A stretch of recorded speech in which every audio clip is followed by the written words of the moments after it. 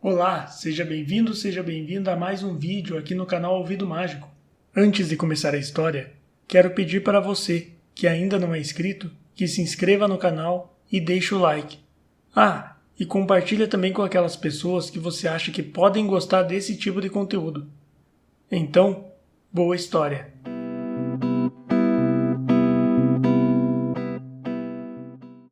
Verba testamentária, de Machado de Assis.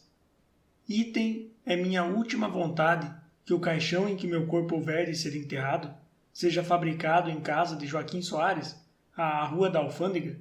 Desejo que ele tenha conhecimento desta disposição, que também será pública. Joaquim Soares não me conhece, mas é digno da distinção, por ser dos nossos melhores artistas e um dos homens mais honrados da nossa terra. Cumpriu-se à risca esta verba testamentária. Joaquim Soares fez o caixão em que foi metido o corpo do pobre Nicolau B. de C. Fabricou-o ele mesmo, con amore, e no fim, por um movimento cordial, pediu licença para não receber nenhuma remuneração. Estava pago. O favor do defunto era em si mesmo um prêmio insigne. Só desejava uma coisa, a cópia autêntica da verba. Deram-lhe. Ele mandou-a encaixilhar e pendurar de um prego, na loja. Os outros fabricantes de caixões, passado o assombro, clamaram que o testamento era um despropósito. Felizmente, e esta é uma das vantagens do Estado Social, felizmente todas as demais classes acharam que aquela mão, saindo do abismo para abençoar a obra de um operário modesto, praticara uma ação rara e magnânima. Era em 1855. A população estava mais conchegada, não se falou de outra coisa. O nome do Nicolau reboou por muitos dias na imprensa da corte, donde passou a das províncias. Mas a vida universal é tão variada, os sucessos acumulam-se em tanta multidão e com tal presteza, e finalmente a memória dos homens é tão frágil, que um dia chegou em que a ação de Nicolau mergulhou de todo no olvido. Não venho restaurá-la. Esquecer é uma necessidade.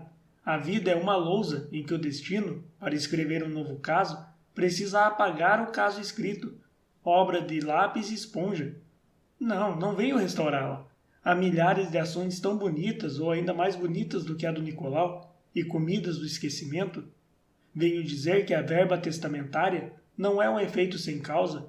Venho mostrar uma das maiores curiosidades mórbidas desse século. Sim, leitor amado, vamos entrar em plena patologia? Esse menino que aí vês, nos fins do século passado, em 1855, quando morreu, tinha o Nicolau 68 anos. Esse menino não é um produto são, não é um organismo perfeito. Ao contrário, desde os mais tenros anos, manifestou por atos reiterados que há nele algum vício interior, alguma falha orgânica. Não se pode explicar de outro modo a obstinação com que ele corre a destruir os brinquedos dos outros meninos. Não digo os que são iguais aos dele, ou ainda inferiores, mas os que são melhores ou mais ricos. Menos ainda se compreende que, nos casos em que o brinquedo é único, ou somente raro, o jovem Nicolau console a vítima com 2 ou 3 pontapés, nunca menos de um. Tudo isso é obscuro. Culpa do pai não pode ser. O pai era um honrado negociante ou comissário. A maior parte das pessoas a que aqui se dá o nome de comerciantes, dizia o Marquês de Lavradio, nada mais são que os simples comissários, que viveu com certo luzimento no último quartel do século, homem ríspido, austero, que admoestava o filho e, sendo necessário, castigava-o. Mas nem admoestações, nem castigos valiam nada. O impulso interior do Nicolau era mais eficaz do que todos os bastões paternos, e 1 ou 2 vezes por semana o pequeno reincidia no mesmo delito. Os desgostos da família eram profundos. Deu-se mesmo um caso que, por suas gravíssimas consequências, merece ser contado. O vice-rei, que era então o conde de Resende, andava preocupado com a necessidade de construir um cais na praia de Dom Manuel. Isto, que seria hoje um simples episódio municipal, era naquele tempo, atentas às proporções escassas da cidade, uma empresa importante. Mas o vice-rei não tinha recursos. O cofre público mal podia acudir às urgências ordinárias. Homem de Estado e provavelmente filósofo, engendrou um expediente não menos suave que profícuo. distribuir, a troco de donativos pecuniários, postos de capitão, tenente e alferes. Divulgada a resolução, entendeu o pai do Nicolau que era ocasião de figurar, sem perigo, na galeria militar do século, ao mesmo tempo que desmentia uma doutrina bramânica.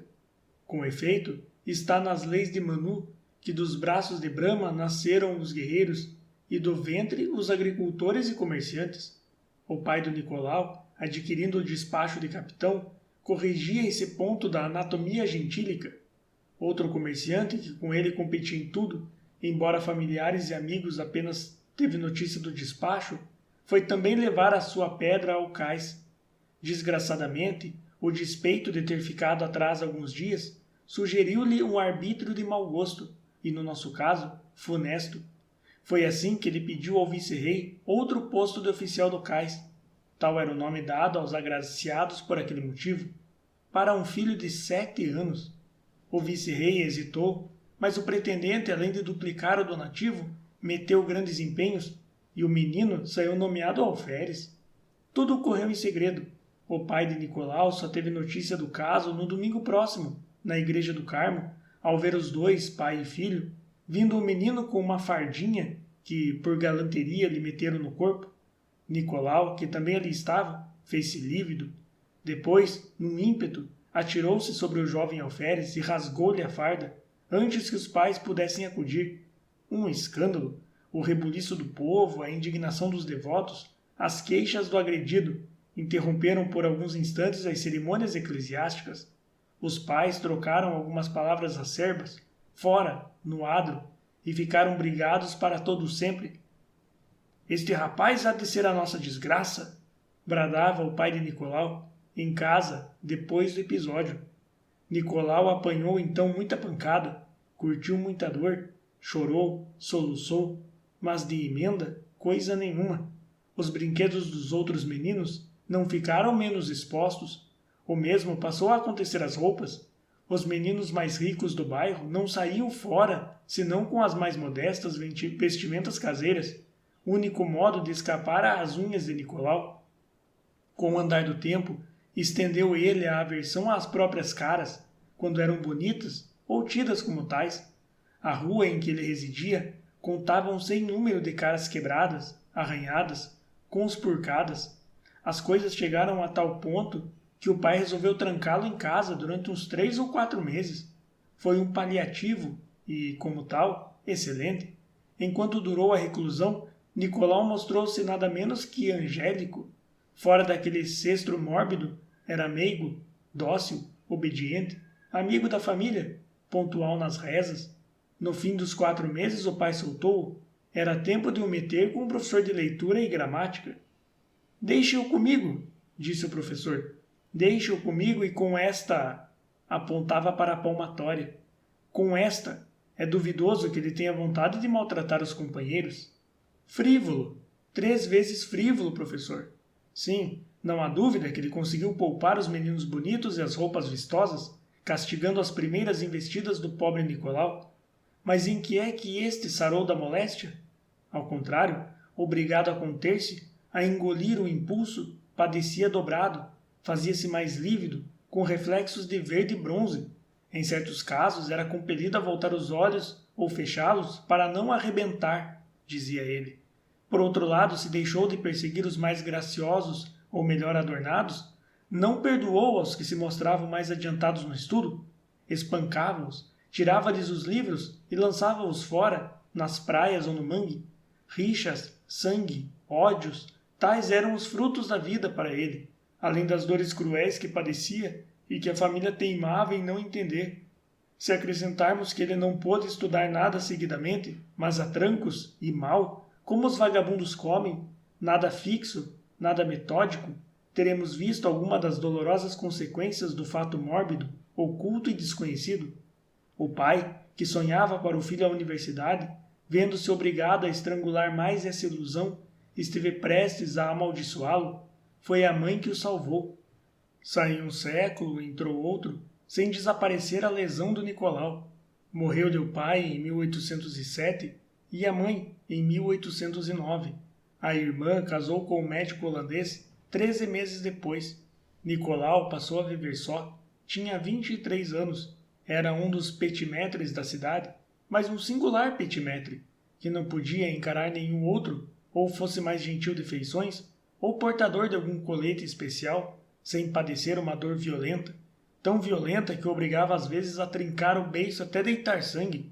Tinha ocasiões de cambalear, outras de escorrer-lhe pelo canto da boca um fio quase imperceptível de espuma. E o resto não era menos cruel. Nicolau ficava então ríspido. Em casa achava tudo mal, tudo incômodo, tudo nauseabundo. Feria a cabeça aos escravos com os pratos, que iam partir-se também, e perseguia os cães a pontapés. Não sossegava 10 minutos, não comia ou comia mal, enfim dormia. E ainda bem que dormia. O sono reparava tudo. Acordava lhano e meigo, alma de patriarca, beijando os cães entre as orelhas, deixando-se lamber por eles, dando-lhes do melhor que tinha, chamando aos escravos as coisas mais familiares e ternas. E tudo, cães e escravos, esqueciam as pancadas da véspera e acudiam às vozes dele obedientes, namorados, como se esse fosse o verdadeiro senhor e não o outro. Um dia, estando ele em casa da irmã, perguntou-lhe esta por que motivo não adotava uma carreira qualquer, alguma coisa em que se ocupasse e... Tens razão, vou ver, disse ele. Interveio o cunhado e opinou por um emprego na diplomacia. O cunhado principiava a desconfiar de alguma doença e supunha que a mudança de clima bastava a restabelecê-lo. Nicolau arranjou uma carta de apresentação e foi ter com o ministro de Estrangeiros. Achou-o rodeado de alguns oficiais da secretaria, prestes a ir ao paço, levar a notícia da segunda queda de Napoleão, notícia que chegara alguns minutos antes. A figura do ministro, as circunstâncias do momento, as reverências dos oficiais, tudo isso deu um tal rebate ao coração de Nicolau que ele não pôde encarar o ministro. Teimou 6 ou 8 vezes em levantar os olhos e, da única em que o conseguiu, fizeram-se-lhe tão vesgos que não via ninguém, ou só uma sombra, um vulto, que lhe doía nas pupilas, ao mesmo tempo em que a face ia ficando verde. Nicolau recuou, estendeu a mão trêmula ao reposteiro e fugiu. Não quero ser nada, disse ele à irmã, chegando em casa. Fico com vocês e os meus amigos. Os amigos eram os rapazes mais antipáticos da cidade, vulgares e ínfimos. Nicolau escolhera-os de propósito. Viver segregado dos principais era para ele um grande sacrifício, mas, como teria de padecer muito mais vivendo com eles, tragava a situação. Isto prova que ele tinha um certo conhecimento empírico do mal e do paliativo. A verdade é que, com esses companheiros, desapareciam todas as perturbações fisiológicas do Nicolau. Ele fitava-os sem lividez, sem olhos vesgos, sem cambalear, sem nada. Além disso, não só eles lhe poupavam a natural irritabilidade, como porfiavam em tornar-lhe a vida, se não deliciosa, tranquila. E para isso, diziam-lhe as maiores finezas do mundo, em atitudes cativas ou com uma certa familiaridade inferior. Nicolau amava em geral as naturezas subalternas, como os doentes amam a droga que lhes restitui a saúde. Acariciava-as paternalmente, dava-lhes o louvor abundante e cordial, emprestava-lhes dinheiro, distribuía-lhes mimos, abria-lhes a alma. Veio o grito do Ipiranga. Nicolau meteu-se na política. Em 1823 vamos achá-lo na Constituinte. Não há que dizer ao modo porque ele cumpriu os deveres do cargo.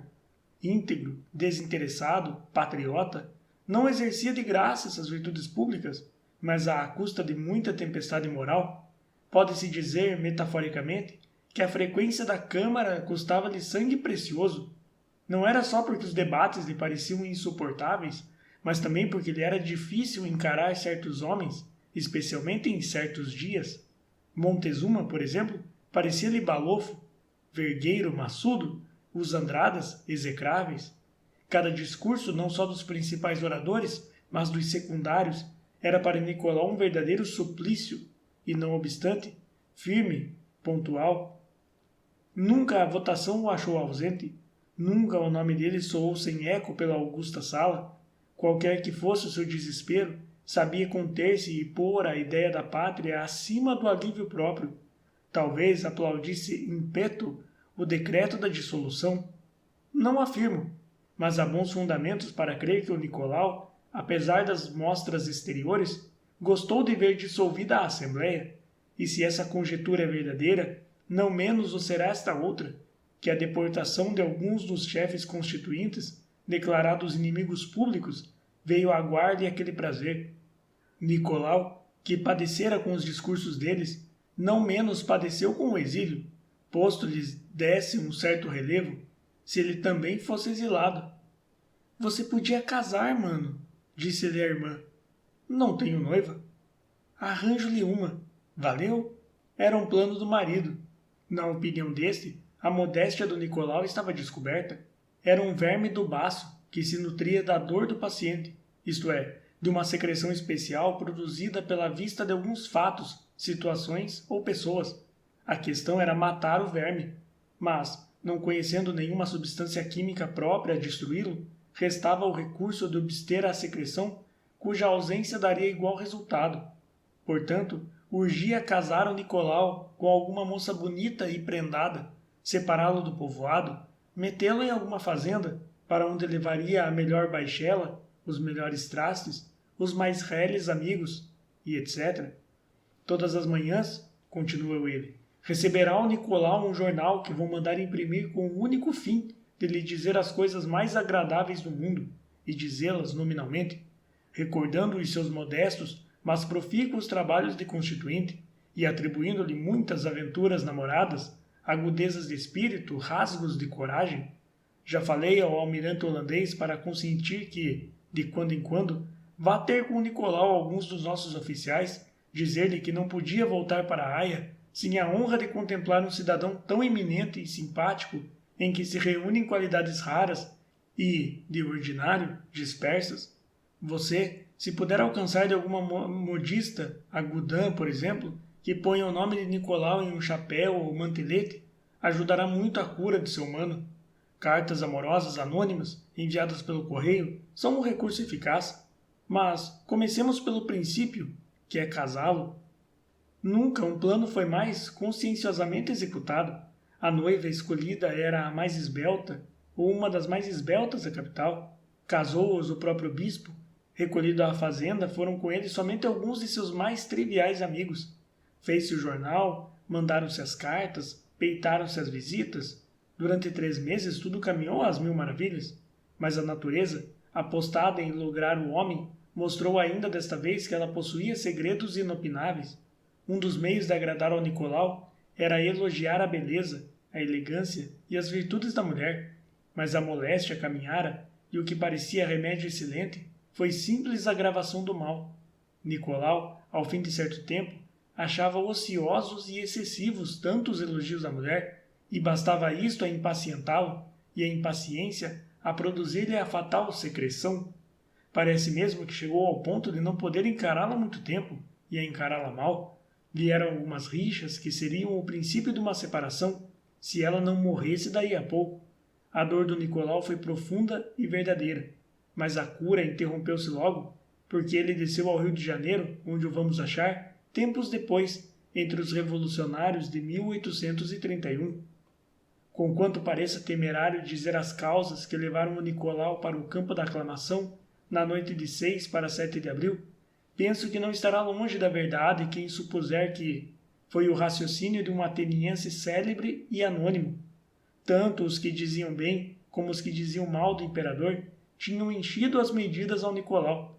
Esse homem, que inspirava entusiasmos e ódios, cujo nome era repetido onde quer que o Nicolau estivesse, na rua, no teatro, nas casas alheias, tornou-se uma verdadeira perseguição mórbida. Daí o fervor com que ele meteu a mão no movimento de 1831. A abdicação foi um alívio. Verdade é que a regência o achou dentro de pouco tempo entre os seus adversários, e há quem afirme que ele se filiou ao partido Caramuru, ou restaurador, posto que não ficasse prova do ato. O que é certo é que a vida pública do Nicolau cessou com a maioridade. A doença apoderara-se definitivamente do organismo. Nicolau ia, a pouco e pouco, recuando na solidão. Não podia fazer certas visitas, frequentar certas casas. O teatro mal chegava a distraí-lo. Era tão melindroso o estado dos seus órgãos auditivos que o ruído dos aplausos causava-lhe dores atrozes, o entusiasmo da população fluminense para com a famosa Candiani e a Mireia, mas a Candiani principalmente, cujo carro puxaram alguns braços humanos, obséquio tanto mais insigne quanto que o não fariam ao próprio Platão. Esse entusiasmo foi uma das maiores mortificações do Nicolau. Ele chegou ao ponto de não ir mais ao teatro, de achar a Candiani insuportável e preferir a Norma dos realejos à da prima-dona. Não era por exageração de patriota que ele gostava de ouvir o João Caetano nos primeiros tempos, mas afinal deixou também e quase que inteiramente os teatros. Está perdido, pensou o cunhado. Se pudéssemos dar-lhe um baço novo. Como pensar em semelhante absurdo? Estava naturalmente perdido. Já não bastavam os recreios domésticos, as tarefas literárias a que se deu, versos de família, glosas a prêmio e odes políticas, não duraram muito tempo, e pode ser até que lhe dobrassem o mal. De fato, um dia pareceu-lhe que essa ocupação era a coisa mais ridícula do mundo, e os aplausos a Gonçalves Dias, por exemplo, deram-lhe ideia de um povo trivial e de mau gosto. Esse sentimento literário, fruto de uma lesão orgânica, reagiu sobre a mesma lesão, ao ponto de produzir graves crises que o tiveram algum tempo na cama. O cunhado aproveitou o momento para desterrar-lhe da casa todos os livros de certo porte. Explica-se menos o desalinho com que daí a meses começou a vestir-se. Educado, com hábitos de elegância, era antigo freguês de um dos principais alfaiates da corte, o Plum, não passando um só dia em que não fosse pentear-se ao Desmarais e Gerard, Coffers de la Cour, à Rua do Ouvidor. Parece que achou enfatuada esta denominação de cabeleireiros do Paço e castigou-os indo pentear-se a um barbeiro ínfimo. Quanto ao motivo que o levou a trocar de traje, repito que é inteiramente obscuro e, a não haver sugestão da idade, é inexplicável. A despedida do cozinheiro é outro enigma. Nicolau, por insinuação do cunhado, que o queria distrair, dava 2 jantares por semana, e os convivas eram unânimes em achar que o cozinheiro dele primava sobre todos os da capital.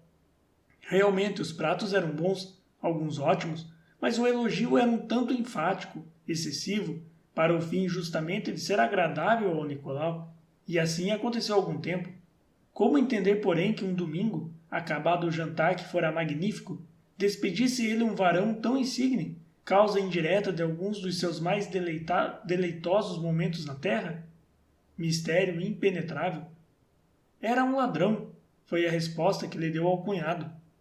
Nem os esforços deste, nem os da irmã e dos amigos, nem os bens, nada melhorou nosso triste Nicolau. A secreção do baço tornou-se perene e o verme reproduziu-se aos milhões. Teoria que não sei se é verdadeira, mas enfim era a do cunhado. Os últimos anos foram crudelíssimos. Quase se pode jurar que ele viveu então continuamente verde, irritado, olhos vesgos, padecendo consigo ainda muito mais do que fazia padecer aos outros. A menor ou maior coisa triturava-lhe os nervos. Um bom discurso, um artista hábil, uma sege, uma gravata, um soneto, um dito, um sonho interessante, tudo dava de si uma crise. Quis ele deixar-se morrer? Assim se poderia supor, ao ver a impassibilidade com que rejeitou os remédios dos principais médicos da corte. Foi necessário recorrer à simulação e dá-los, enfim, como receitados por um ignorantão do tempo. Mas era tarde. A morte levou-o ao cabo de 2 semanas. Joaquim Soares? Bradou atônito o cunhado, ao saber da verba testamentária do defunto, ordenando que o caixão fosse fabricado por aquele industrial. Mas os caixões desse sujeito não prestam para nada e... Paciência, interrompeu a mulher. A vontade do humano há de cumprir-se.